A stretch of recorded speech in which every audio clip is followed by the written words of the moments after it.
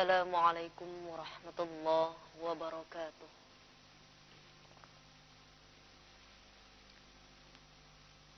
A'udzu billahi minasy syaithanir rajim.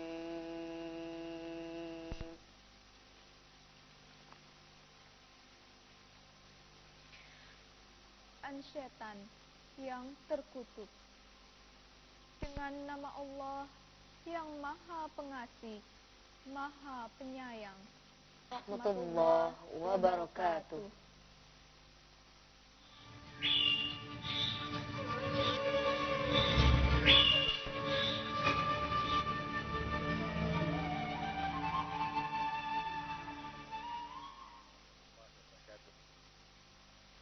Alhamdulillahil wahidil ahad al-fardis samad alladzi lam yalid wa lam yulad wa lam yakul lahu kufuwan ahad.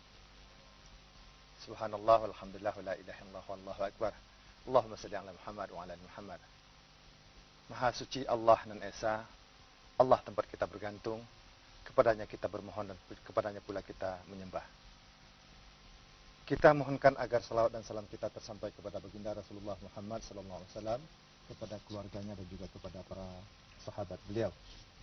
Saudara penonton yang berpagi-pagi mencari rahmat Allah melalui antara lain melalui acara kita Hikmah Pagi TVRI. Salam jumpa, semoga kedanan selalu melimpah di hati kita. Salah satu indikasi manusia itu damai ialah ketika ia dekat dengan Rabb-nya.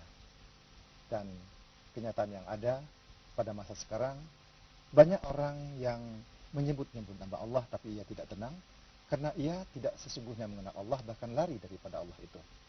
Fenomena ketauhidan inilah yang akan kita bahas bersama narasumber kita, Ustadz yang sudah tidak asing lagi bagi saudara, yaitu Bapak Haji Abdul Qadir Al-Habsyi. Dan kami juga mengundang keluarga yang tokohnya banyak berperan di sinetron, membawa berbagai misi. Beliau adalah keluarga El Manik bersama ibu dan Ananda Aginda. Saudara penonton, kita pada gilirannya nanti juga mengundang Bapak Ibu untuk ikut serta dalam kajian ini, tapi mohon dengan segala kerendahan hati, segala urun rembuk ataupun pertanyaan tidak menyimpang dari tema kita pada pagi hari ini dan tidak menghujat siapapun juga. Baiklah saudara penonton, kita awali kajian ini, kita temui narasumber kita terlebih dahulu. Assalamualaikum Ustaz. Waalaikumsalam warahmatullahi. Ustaz, kalau kita lihat perkembangan sejarah agama kultural, tentunya sejak manusia, sebelum agama samawi diturunkan oleh Allah ke muka bumi ini untuk manusia, kita melihat orang-orang pada zaman dahulu itu mencari Rabb-nya. Ia ingin, karena fitrahnya, karena memang ruhnya diciptakan oleh Allah, mencari Rabb-nya. Kemudian setelah perkembangan, itu orang diperkenalkan kembali dengan Allah yang sesungguhnya sudah bertemu dengan Allah pada waktu di di masa ruh, di alam ruh. Kemudian orang itu bahkan meninggalkan Allah, pergi mencari bentuk-bentuk penyembahan yang lain. Ada yang berbentuk paganisme, ada yang bentuk politeisme, dan sebagainya. Nah, kemudian tahap demi tahap Allah menyempurnakan agama tauhid ini sampai kepada Islam. Nah, di Islam pun, saudara kita, banyak yang terperdaya oleh lingkungan, alam, dan kehidupan hari-hari, sehingga mereka itu mengalami fenomena akidah yang sangat sulit untuk dipecahkan. Nah, ini penyebabnya apa? Mari, barangkali Ustadz bisa memulainya, memberikan penjelasan secara ringkas. Bismillahirrahmanirrahim. Allahumma salli ala Muhammad wa ali Muhammad. Assalamualaikum warahmatullahi wabarakatuh. Waalaikumsalam. Sebelumnya saya minta maaf untuk sedikit mengoreksi pendapat yang mungkin cukup populer di kalangan masyarakat, bahwa fenomena agama adalah merupakan suatu perkembangan dari politisme, paganisme menuju kepada monoteisme. Itu adalah pandangan para sosiolog barat yang tidak sesuai dengan yang difirmankan oleh Allah Subhanahu wa taala. Yang asli itu adalah tauhid, monoteisme. Itu asli.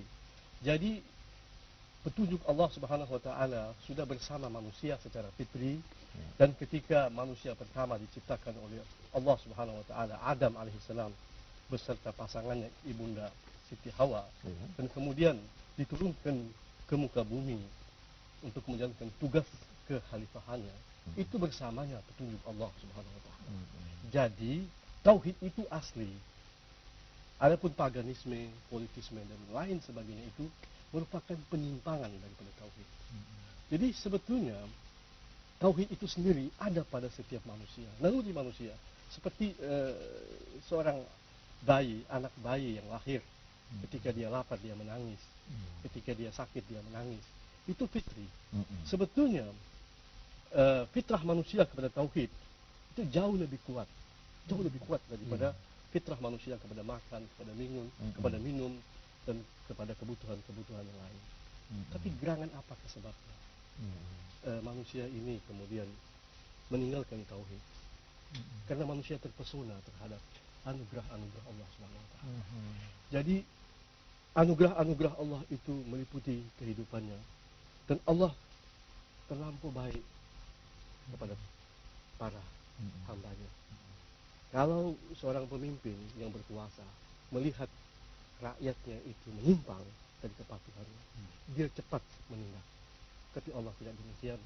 Allah berlaku dengan segala kelembutan. Allah ingin kita ini menghambakan diri kepadanya dengan cinta, bukan dengan wibawa Allah, bukan dengan paksa. Itu perbedaannya. Jadi kenapa kita itu lebih mudah malu kepada orang lain, ya, lebih takut kepada orang lain ketimbang kepada ibu kita, ya, karena ibu kita adalah orang yang paling memiliki kasih sayang yang terbesar kepada kita, dan Allah lebih daripada itu. Sebuah analog yang sangat logis ya, Ustaz, ya? Iya. Antara cintanya Allah dengan cinta ibu kepada anak begitu, antara hamba dengan Allah. Nah, saya ingin ke Pak Elman itu. Bapak dikenal sebagai tokoh perfilman, ya.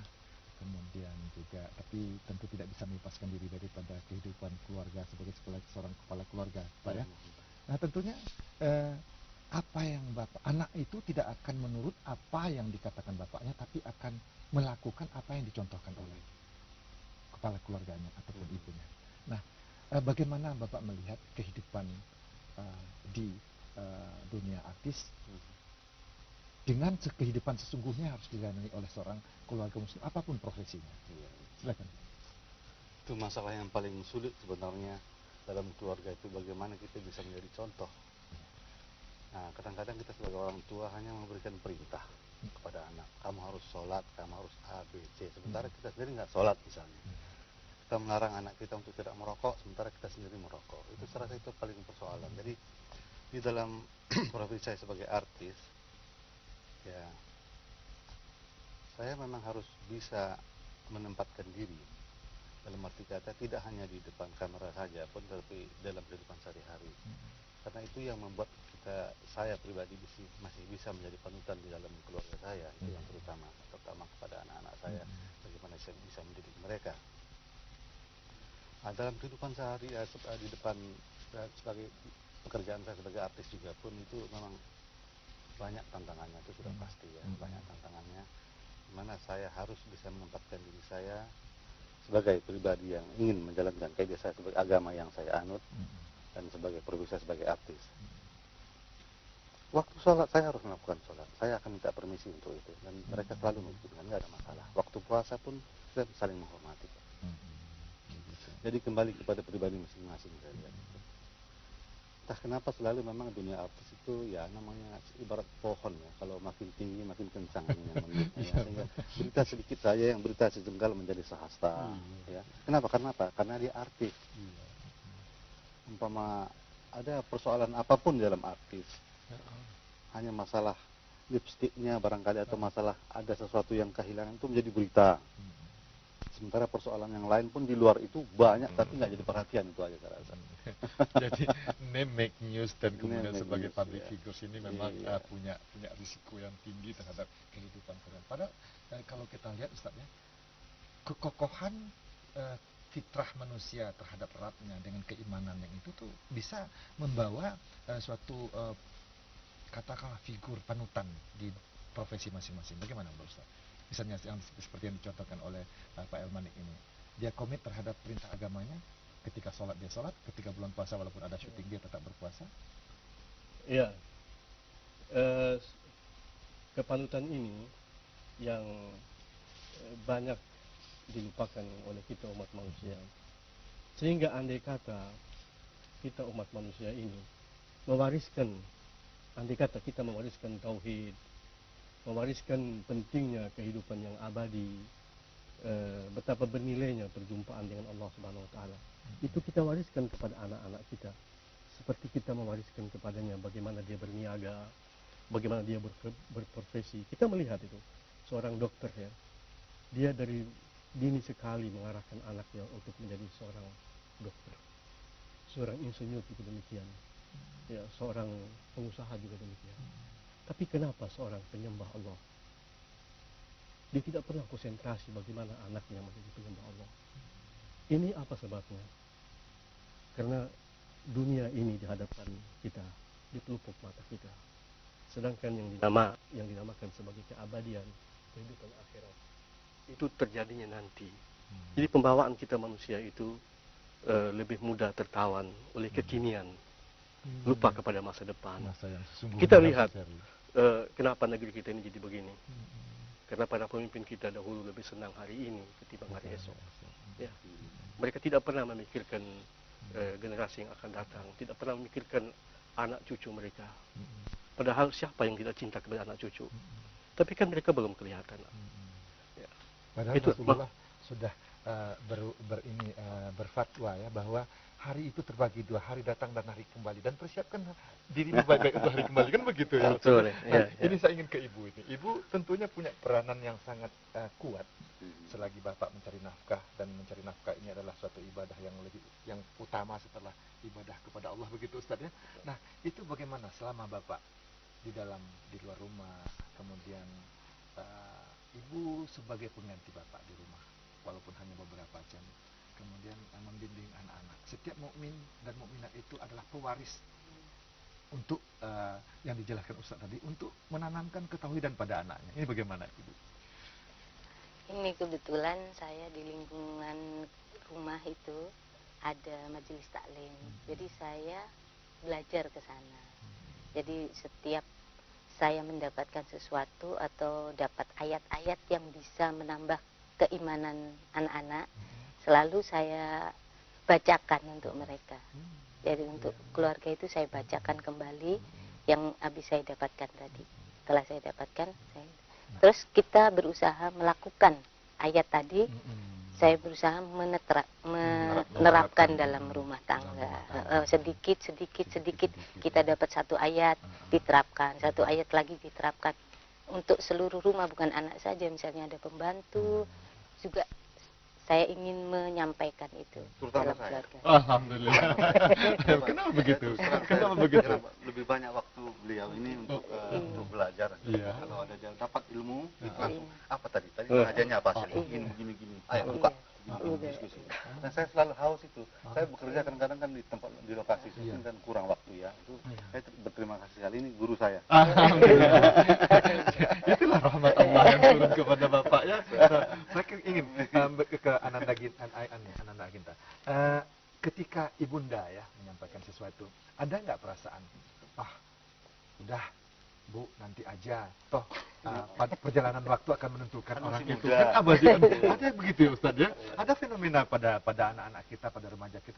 Nanti aja lah. Papa juga tidak seperti sekarang langsung begitu. Ini ada hal yang demikian. Ini bagaimana Nanda? Ya, mereka jujurnya sih seneng banget kalau dikasih tahu kayak gitu. Soalnya mumpung masih ada kan, orang tua masih hidup. Nanti kalau udah nggak ada, siapa lagi yang ngasih tahu kan? Jadi mumpung masih ada, dengerin aja nanti buat hari tua. Nah ini Ustaz, ini satu pengakuan yang sangat tulus dari anak kita kan. Sangat menghargai keberadaan orang tua. Sementara itu fenomena yang ada pada keluarga tidak hanya fenomena akidah, tetapi fenomena hubungan antar manusia. Jadi fenomena akhlak. Akidah itu membentuk akhlak, fenomena akhlak pada keluarga juga kadang-kadang begitu. Ya udah, Bapak ini soalin katanya. Anaknya bisa mengatakan begitu. Ini apa yang terjadi sesungguhnya pada masyarakat kita yang notabene masyarakat Islam? Ya begini, sebetulnya itu kembali kepada kepala keluarga, ya. Kembali kepada ibu. Dalam Islam itu ar-rijalu qawwamuna 'alan nisa. Itu seorang kepala keluarga, dia harus menjadi pemimpin. Pemimpin dalam artian yang sesungguhnya ialah bagaimana mengarahkan ya, keluarganya itu menjadi hamba-hamba Allah yang baik. Dan Rasul mengatakan bahwa surga itu di bawah telapak kaki ibu. Jadi memang ibu itu pintu menuju surga. Ya, sebetulnya demikian. Karena fungsi seorang ibu itu begitu ya. Namun kita banyak di kalangan kita umat manusia. Kita ingin anak-anak kita lebih besar daripada kita, lebih hebat, lebih pintar, lebih kaya. Tapi jarang daripada kita yang mengatakan aku ingin anakku ini lebih soleh daripada aku kepada Allah Subhanahu Wa Taala. Ini kecurangan kita kepada Allah. Dan itu menunjukkan betapa baiknya Allah ya, betapa banyak Allah itu memberikan kesempatan demi kesempatan kepada kita. Ini kita ini banyak keliru ya. Kalau anak kita itu kita biarkan lebih dulu, dia masih muda, masih banyak kesempatan. Kenapa dari sekarang kok kita terlalu mengarahkan dia kepada agama, Jadi saya lihat anak kita ini itu karena didikan keluarga. Justru kesalahan pada Di orang tua. setiap anak itu bisa begitu sebetulnya. Bagaimana saja kita membinanya? Ini amanat Allah Subhanahu Wa Taala pada kita. Rasulullah SAW dalam sebuah hadis qudsi, Allah berfirman kepada Nabi kita, "Ajiba rabbuka min syabin la sabwata fih." Yang artinya apa? Wahai Muhammad, wahai Rasul, sungguh Tuhanmu, penciptamu, penganugerahmu, kagum kepada pemuda, pemudi yang tumbuh dalam kepatuhan kepada Allah. Allah kagum. Jadi sebetulnya seorang orang tua yang soleh, yang tobat kembali kepada Allah, itu suatu yang baik. Tapi tidak akan pernah sama dengan seorang anak yang terus-menerus tumbuh dalam ketaatan kepada Allah. Nah, kita anggap nanti saja, kan saya juga tobat. Tapi kenapa kita tidak ingin anak kita ini lebih besar daripada kita? Apalagi hari akhirat itu kita akan dikumpulkan dengan anak-anak kita dan kita akan ditempatkan di tempat yang paling tinggi. Kalau anak kita itu lebih mulia, lebih tinggi, kita ditarik oleh Allah, terangkat. Yang menyelamatkan kita nanti Ya, dia. bukan menyelamatkan kita sendiri ya, tapi sudah selamat untuk derajat itu sendiri. Derajat itu Ya, itu anak itu bisa tarik kita ke atas, Pak. Kita kan tidak itu, kita pikir mungkin orang tua yang menarik, tidak. Boleh jadi anak. Dan ada sebuah hadis qudsi yang lain, Allah berfirman kepada pemuda dan pemudi, ayyuhasyab atariku syahwatuhu min ajli, wahai pemuda yang meninggalkan hal-hal yang tidak aku senangi, kau tinggalkan itu karena aku, karena masalah pribadi engkau dengan aku. Anta indika ahadi malaikati, engkau bagiku wahai hamba tidak berbeda dengan malaikat-malaikatku yang agung. Padahal kau punya syahwat, kau punya dunia, kau memerlukan ini dan itu. Malaikat kan tidak. Engkau dalam segi hubungan dengan aku tidak beda dengan malaikat. Ditujukan kepada siapa? Kepada pemuda. Kalau orang tua memang sudah nggak laku ya, sudah nggak bisa lagi. Kasarnya begitulah. Nah, maka itu kalau orang tua itu berbuat dosa, itu sangat dimurkai oleh Allah SWT. Sudah tua. Ya. Jadi begitu. Itu sebabnya bahwa perlindungan juga diberikan kepada pemuda yang menjaga dirinya ketika masih remaja begitu. Baik, Ustadz dan Pak Elmandik, kita akan menyapa saudara penonton kita, saudaraku yang dimanapun Anda menyaksikan siaran hikmah pagi ini. Kami ingin mengajak Anda untuk ikut serta di dalam kajian ini dengan Anda bisa menghubungi kami di 574 5262 dan 5261. Dan nanti setelah acara ini mohon sekali lagi agar pertanyaan ataupun semua saran tidak menyimpang dari kajian kita. Namun sebelumnya kita saksikan sesuatu yang akan ditayangkan oleh rekan-rekan kami. Pak Elmandik barangkali harus menyampaikan suatu pengalaman spiritual yang sangat unik barangkali, karena di dalam pembinaan kekeluargaan ini, keluarga penuh ketauhidan ini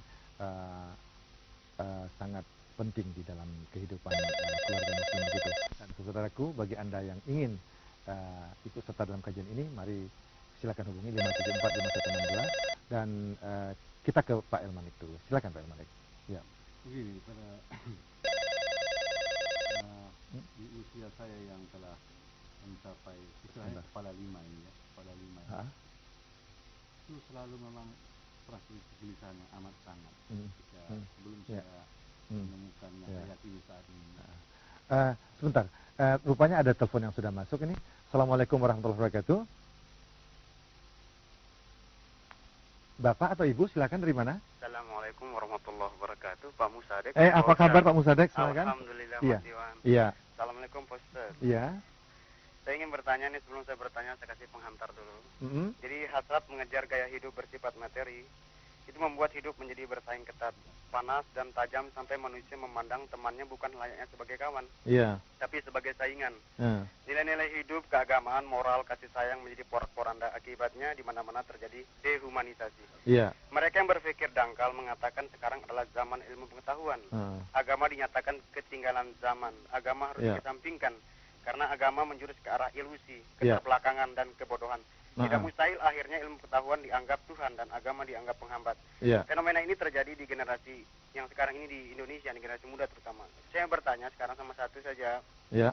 Langkah-langkah apa yang harus kita hadapi dalam hal fenomena semacam ini, itu aja Mas Iwan. Ya, Terima makasih. kasih. Wassalamualaikum warahmatullahi Waalaikumsalam wabarakatuh. warahmatullahi wabarakatuh. Silakan di belakang Pak Musadek. Assalamualaikum. Assalamualaikum. Waalaikumsalam. Apa kabar? Alhamdulillah Pak Ustaz Haji Iwan. Iya, apa kabar Bapak? Penguasa Tanjung Priok nih Pak. Iya, bagaimana Pak Ustaz? Tanjung Priok tidak banjir kan? Assalamualaikum Pak Iya. Kiai. Iya. Assalamualaikum Pak yang sudah tidak asing lagi Pak Iya. Al-Manik. Pak Al-Manik ya. Silakan Pak Abdul Qadir. Sakinah kelihatan. Iya. Ini sebelum bertanya satu ayat, Ya. ada komentar dulu sedikit ya. Ya. Kalau melihat daripada ini kita bicaranya Islam, melihat daripada belahan dunia maupun Ya. di Indonesia sendiri mayoritas Ya. Islam. Ya. Nah ini seperti kehidupan ini seperti main-main. Iya, Nah terjadi seperti Kuwait mayoritas Islam. Iya. Irak mayoritas. Kenapa? Iya. Kuwait itu seperti main-main Iya. dalam kehidupan. Langsung ke Begitu juga pokok di permasalahannya Pak Indonesia. Abdul Qadir. Nah mungkin ini ada berkaitan dengan surat Al-Kabut yang berbunyi wa mahaji al-hayatud dunya illa lahwa wa ajibab.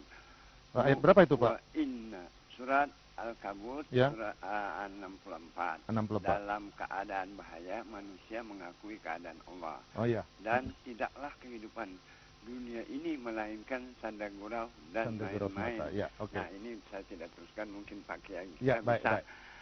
menjelaskan atau menjabarkan untuk barangkali Ya. bisa didengar oleh semua kaum Ya, Islam baik. maupun ikhwan-ikhwan kita sebagai Baik, terima muslim. kasih Pak Abdul Sekian Qadir. dan terima kasih. Assalamualaikum warahmatullahi wabarakatuh. warahmatullahi wabarakatuh. Sebelum kita jawab pertanyaan nanti, mungkin Bapak tidak mendengarnya, tapi nanti saya sampaikan.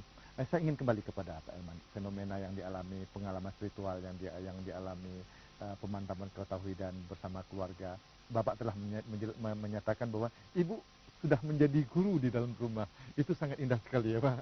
Silakan. Karena yang juga tahu kan saya kan sebelumnya kan bukan ya. Sekarang ini kita itu betapa saya sangat gelisah ingin mencari jati diri dalam hati kita begini. Saya percaya dengan saya sangat mencintai Tuhan.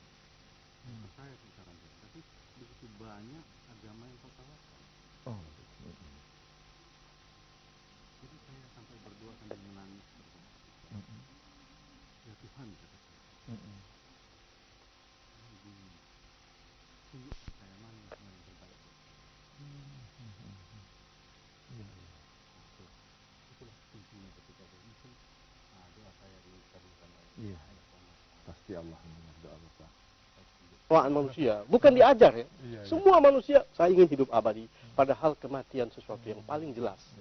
Nah, paling jelas dalam hidup ini yang paling jelas itu ya, pasti dekat. ya. Pasti dekat. Itu adalah kematian. Nah, kemudian tadi yang dikatakan yang apa yang terakhir tadi apa? Iya, itu bagaimana kita menyikapi tentang kondisi sekarang ini, tujuan hidup ini tadi, bagaimana supaya apa yang harus kita lakukan, kemana kita harus pergi. Sebetulnya kata Imam Ghazali, ilmu yang paling rendah adalah ilmu yang membuat seseorang itu sadar bahwa yang abadi lebih harus diperhatikan ketimbang yang sementara. Semua orang mengatakan demikian. Tapi itu diabaikan. Tapi yang menunjukkan apa? Yang berilmu itu sedikit. Ya, malu kita kalau yang begitu. berilmu itu sedikit. Makanya tuh, tapi kita kan lebih mudah itu tertipu dengan kekinian. Kita menasihati anak-anak kita, anak lihat masa depan, jangan menghabiskan waktu di muka televisi, jangan main-main. Itu nasihat kita pada anak-anak. kita sendiri. Kita sendiri tidak manusia. Bagaimana Ananda Ginta, bagaimana mendengar apa penjelasan dari Ustadz kita? Ananda ingin berkomentar, silakan Ananda. Ya. Bagaimana melihat dalam kehidupan sehari-hari, memang pada remaja juga terjadi begitu ya, bahwa remaja juga mengejar kekinian. Kita ambil persentase saja. Berapa persen waktu yang dihabiskan untuk mempersiapkan kehidupan kekinian daripada yang dipersiapkan untuk kehidupan masa depan yang abadi? Begitu Ustaz. Bagaimana? Silakan. Sedikit banget sih kalau bilang, kalau nggak usah jauh-jauh lah, saya ngeliat dari dunia kampus saya sendiri gitu ya. Karena kan anak-anak itu ngejar terutama pendidikan, materi, ya pokoknya hal-hal dunia yang selalu ditekankan, dan orang tua kebanyakan mendorong mereka supaya dunia dan dunia gitu. Jadi bukan dari mereka sendiri, kadang dari orang tua sendiri juga mendorong. Ibu, apa kata Ananda kita? Bagaimana dengan teman-teman ibu? Kalau di rumah ibu sudah jadi guru untuk keluarga, ini bagaimana? Iya, karena saya tahu itu gitu, anak-anak ini pandangannya itu orientasinya hanya duniawi gitu. Jadi saya ada rasa cemas gitu, ada rasa takutnya anak-anak ini, ya kalau masih ada orang tua ya, kalau nggak ada, kalau nggak ditinggali ilmu akhirat, nah itu yang ada rasa ketakutan. Ini satu kata yang paling berharga barangkali, yang Ustadz katakan tadi, sedikit keluarga, orang tua yang menjadi pewaris, yang meninggalkan sesuatu, bahwa ada kehidupan di masa yang akan datang yang harus engkau cari dan persiapkan secara baik. Ini sedikit sekali. Nah, bagaimana komentar terhadap fenomena yang kita hadapi sekarang? Itu orang tua yang tidak baik. Ya, jadi orang tua memberikan kepada anak-anaknya recehan-recehan. Kemudian sebetulnya dia mengetahui ada kekayaan yang luar biasa. Itu tidak diberikan kepada anaknya. Jadi Rasulullah SAW pernah bersabda, rahimallahu imra'an a'ana waladahu ala birri. Yang artinya rahmat Allah atas seorang hamba, seorang makhluk yang membantu anaknya menjadi anak yang bakti. Anak yang bakti ini, anak yang berbakti. Kita ini sering melihat kalau anak yang berbakti ialah anak yang nanti akan mengabdi kepada saya. Maka saya konsentrasikan bagaimana anak itu membalas budi kepada saya. Itu keliru sebetulnya. Yang konotasi masih ya, materi. Iya, masih materi. Masih materi. Itu keliru. Kalau kita tidak mengingatkan anak kita kepada Sang Pencipta, kita tidak mendidik anak kita menjadi manusia yang berbudi. Kalau dia sudah tidak berbudi sama Allah, apakah kita membayangkan dia bakal berbudi sama kita? Maka itu lihat Allah Subhanahu wa taala ketika menampilkan Luqman Al-Hakim dalam Al-Qur'anul Karim. Allah mengatakan wasiat Luqman yang pertama kepada anaknya adalah la tusyrik billah. Inna syirka la dzulmun 'adzim. Ini jangan mensekutukan Allah wahai anak. Karena mensekutukan Allah adalah kezaliman yang paling besar. Kalau sudah zalim, tidak adil. Jadi kalau orang sudah tidak adil, dia akan memperlakukan siapa saja tidak adil. Lihat Al-Masih alaihissalam. Ini Al-Masih alaihissalam yang kelahiran beliau itu menimbulkan heboh di masyarakat beliau. Bagaimana itu masyarakat beliau pada saat itu mencerca ibunda beliau yang suci itu. Akhirnya Allah Subhanahu wa taala memberikan kedamaian kepada Siti Maryam bahwa anakmu yang akan membela. Kau jangan ngomong, anakmu yang membela. Lihat pembelaan anakmu. Al-Masih. Ucapan apa yang pertama kali diucapkan? Inni Abdullah. Aku hamba Allah. Kita membayangkan apa? Dia akan mengatakan ibuku wanita suci, ibuku nggak berbuat begitu. Kenapa nggak mengatakan? Kata-kata itu tidak pernah diucapkan sama sekali. Inni Abdullah. Saya ini hamba Allah. Atani al-kitab. Aku akan dianugerahkan wahyu. Waja'alani nabiyya. Cukup ini menunjukkan bahwa ibuku suci. Baik, Ustaz. Kita terima lagi saudara kita yang ikut serta kepada kita. Assalamualaikum warahmatullahi wabarakatuh. Iya, dengan Ibu siapa? Ibu Harga di Bekasi. Iya, silakan. Gini ya, sebagai orang tua kita dituntut untuk menjadi suri teladan terhadap anak-anak kita. Dan ini pun juga saya sudah berusaha semaksimal mungkin ya untuk menjadikan contoh anak-anak kita. Tetapi sebagai seorang suami yang sebagai keluarga, sebagai kepala keluarga, kadang-kadang selalu memberikan contoh yang tidak baik terhadap anak dan istri ya. Misalkan begini aja, dia selalu menghadirkan hiburan di rumah dengan memberi kaset-kaset bajakan. Yang ini sudah saya katakan ke suami saya, Mas, ini janganlah sekali-kali mendengar, ini kan barang curian. Kalau membeli barang curian itu kan haram hukumnya ya. Tapi suami saya tuh kok nggak mendengarkan, dan akhirnya saya diam. Saya diam berarti bukan menerima apa yang dilakukan suami saya, tapi daripada bertengkar, akhirnya kan terjadi pertengkaran kalau kita menuntut terus. Dan saya tanya kepada Ustaz, bagaimana sih sikap suami kalau menghadapi hal yang begini ini, dan gimana sikap saya terhadap suami saya menghadapi suami yang selalu menghadirkan kasus-kasus hiburan. Yang kedua, saya mau menanya ke Ibu Elmane ya. Assalamualaikum Ibu. Waalaikumsalam.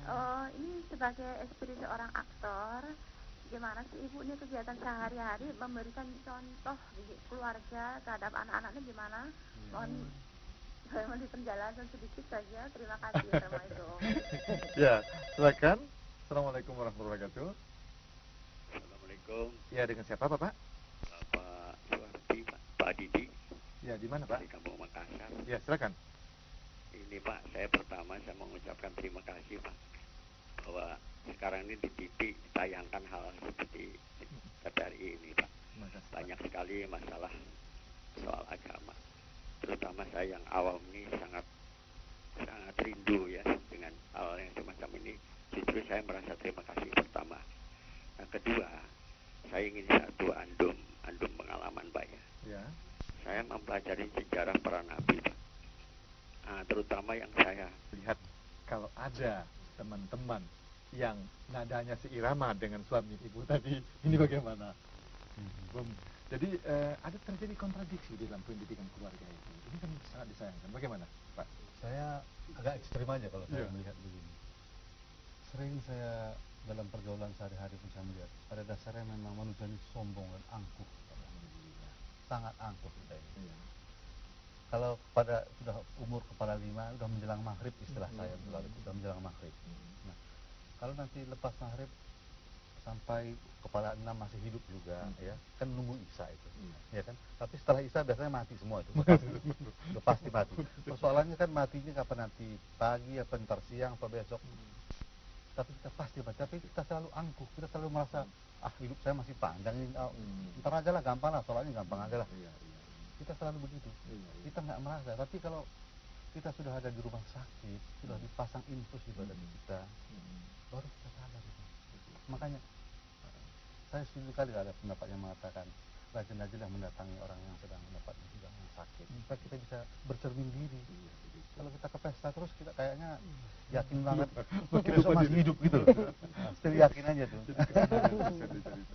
Nah, Ibu, ini ada pertanyaan langsung kepada Ibu tadi. Silakan dijawab.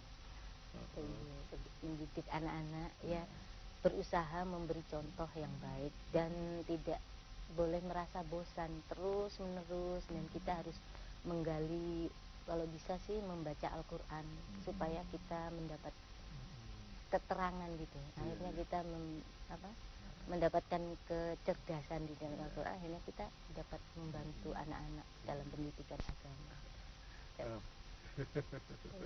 Ya, memang suatu hal yang dikatakan sulitnya tidak ya Ustaz ya. Nah, barangkali di akhir pertemuan kita ini Ustaz memberikan benang merah bagaimana sesungguhnya kita kembali yang dikatakan oleh Pak Sininggah itu, sesungguhnya kita mencari cinta Allah. Kita diturunkan ke dunia karena cinta Allah, kemudian kita dipanggil juga harusnya dalam keadaan dalam cinta, rahmat dan kasih sayang Allah. Ini bagaimana Ustaz? Saya memberi komentar dengan menjadikan ibu tadi sebagai contoh. Ibu tadi adalah wanita yang salehah. Jadi ketika berbicara tentang keabadian, sahabat-sahabat bertanya kepada Nabi, kalau begitu apa yang perlu kita simpan sebagai kekayaan? Ya, artinya ini apa yang kita bawa di akhirat. Ketika berbicara tentang harta, tentang emas, perak, itu harus kita gunakan untuk bekal. Ketika ditanya Nabi, apa yang kita bawa? Nabi mengatakan, pasangan hidup yang beriman, yang saleh, yang akan membantu engkau selamat dari goncangan-goncangan besar sesudah kematian dan di hari akhirat. Seperti ibu itu tadi itu, sebetulnya suatu kekayaan yang luar biasa bagi suami.